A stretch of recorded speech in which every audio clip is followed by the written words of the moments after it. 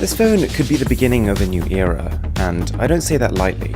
This is the first ever China phone that could very strongly appeal to a Western audience, so let's unbox it and then see what they've done. But very quickly before we get into that, I'm actually giving away 2 of these smartphones as well as another surprise on top of that, over on the Mr. Who's the Boss Instagram page. It's completely free, completely international, so feel free to check out the link in the description below. So if you've been paying a very close eye to the packaging, you'll probably realize we've got the top spec model over here, with 6GB of RAM and 128GB of storage. Off to a very good start, but there's more here. The box has got a weighty, compact feeling to it, and I quite like the splashes of red you see across it. They add a unique flair. It's got some engraved text, and the smartphone is pretty much the first thing you'll see. Let's put that to the side for a second and take off the tray, under which we find 2 main compartments. Within the first one we have a charging brick capable of Qualcomm's Quick Charge 3, as well as a USB Type-C cable, and regrettably a USB Type-C to headphone jack adapter.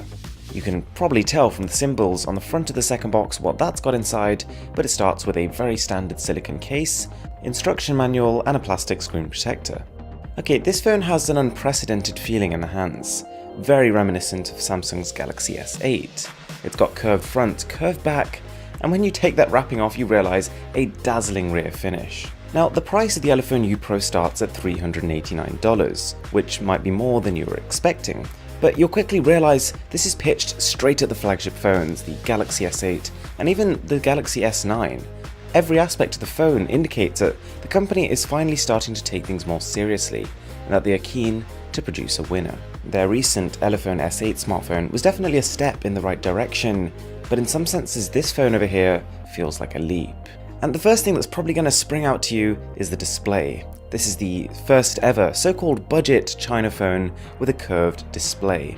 It's a 6-inch AMOLED panel, and many have tried to mimic this technology by instead curving the glass, but the curved display underneath actually adds a somewhat Galaxy S8 aesthetic to it that is yet to be matched by a phone of this price.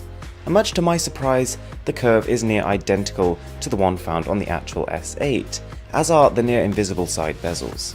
The resolution is only Full HD+, but this does have a modern 18:9 aspect ratio, and to the untrained eye, it is not easy to tell.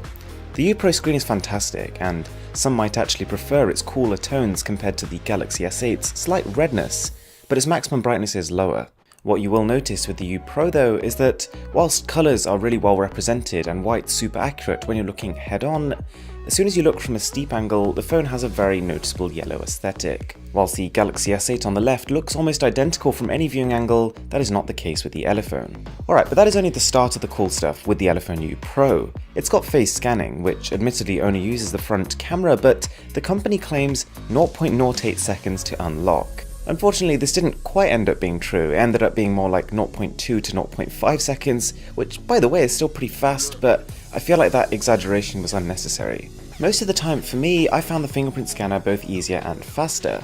And speaking of this, the placement is great. It is just below the dual camera, which means your finger is almost always naturally resting on top of it. Unfortunately, this one also suffers a very similar fate to the one seen on Samsung's S8, because it's just not very differentiated from the camera module, so your finger oftentimes actually ends up just covering the second camera. Near stock Android 8.0 out of the box is a real surprise. This is close to being first for a China phone. The UI looks, on one hand, like it has been designed from scratch, but at the same time, like it's the love child of many different user interfaces all in one. There are elements of iPhone X in there, Galaxy S8, even Xiaomi, and the end result looks a little bit confused. It's not bad, but it does lack refinement, which is quite understandable given the rush to get this thing to market. And I've got to say, whilst initially I wasn't that impressed, you can really grow to like it. You've got full control over your navigation keys and the way they look, which I think more manufacturers should definitely look into. And whilst the front end is heavily skinned, you quite quickly realise the back end is very much left untouched from stock Android, so you'll feel very much at home coming from a phone like the Pixel 2. Alright, so one of the biggest signs of the company's change of mindset here is a switch from a MediaTek chip like the Helio X20 or the X25 to the Snapdragon train. This guy rocks a Snapdragon 660, 6GB of RAM and 128GB of storage. It's fast, but somewhat let down by the skin placed on top of it. It's not the most responsive phone I've used with this chipset. But nonetheless, as you can probably imagine, things move along at a pretty rapid pace here. Nothing takes too long. Highly intense graphics move along at a steady pace, and due to the copious amount of RAM, multitasking is a breeze too. But it's easy to forget that this souped-up smartphone from Elephone is not really in budget territory anymore. At $389 for the base model, going up to $425 for the top-tier model, it's actually verging in on the price of a smartphone like the OnePlus 5T, one that is significantly more powerful with its Snapdragon 835. What I was really impressed by was if we combine the 3550 mAh battery with Qualcomm Quick Charge 3 with wireless charging, you've got a pretty good battery setup too. You're looking at a comfortable day of use with about 10 to 20% spare. Not bad at all. The Elephone U Pro has a legitimate dual camera, which is a sigh of relief after a lot of these fake dual cameras we've been seeing around, and it uses its 13 megapixel resolution well. Photos come out detailed and colourful. But unfortunately, this camera almost requires good lighting, without which its dual camera features completely stop working, and it can't even differentiate an object that is 20 centimeters away from one that is 5 meters away. Portraits fare a little bit better, but faced with any tough situation like hair and edge detection completely loses it.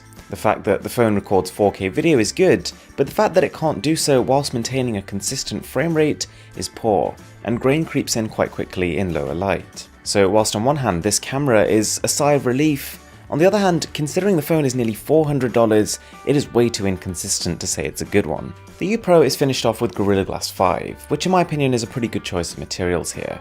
It adds a little bit of weight and a little bit of thickness, but only to the point that it makes it feel premium, nothing more. It's been built using a number of different layers that reflect lights in different ways, so you shine any bright light onto the back of this phone and you've got a light show going on. It is very susceptible to fingerprints and attracts scratches too, a little bit easier than I was expecting, but at the same time overall I'd say a positive impression.